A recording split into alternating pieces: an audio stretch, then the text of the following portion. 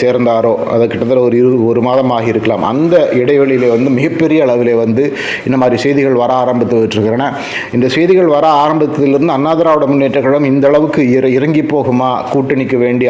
என்ற ஆச்சரியமாக நாம் பார்க்கும் அளவுக்கு வந்து செய்திகள் வந்தவண்ணம் இருக்கின்றன. ஏற்கனவே நம்ம சொன்ன மாதிரி அண்ணா திராவிட முன்னேற்ற கழகம் வந்து ஒரு பேச்சுக்கே சொன்னால் கூட 70 தொகுதிகளை விட்டு கொடுப்பது, துணை முதலமைச்சர்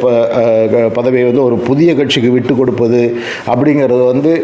அது உண்மையாக இருக்கும் பட்சத்தில் வந்து இப்படி காலகாலமாக தழைத்தோங்கிய ஒரு அண்ணா திராவிட முன்னேற்ற கழகம் போன்ற ஒரு மிகப்பெரிய ஒரு கட்சி,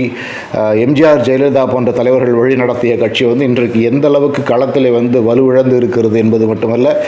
அந்த கட்சியினுடைய எதிர்காலம் குறித்து அந்த தலைமைக்கு எந்த விதமான நம்பிக்கையும் இல்லை அப்படிங்கிறத காட்டும் விதமாகத்தான் இந்த செய்தி இருக்கிறது. அதாவது வந்து ஒருவேளை உண்மையாக இருந்தால்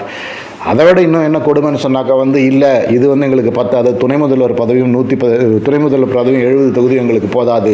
எங்களுக்கு சரிபாதி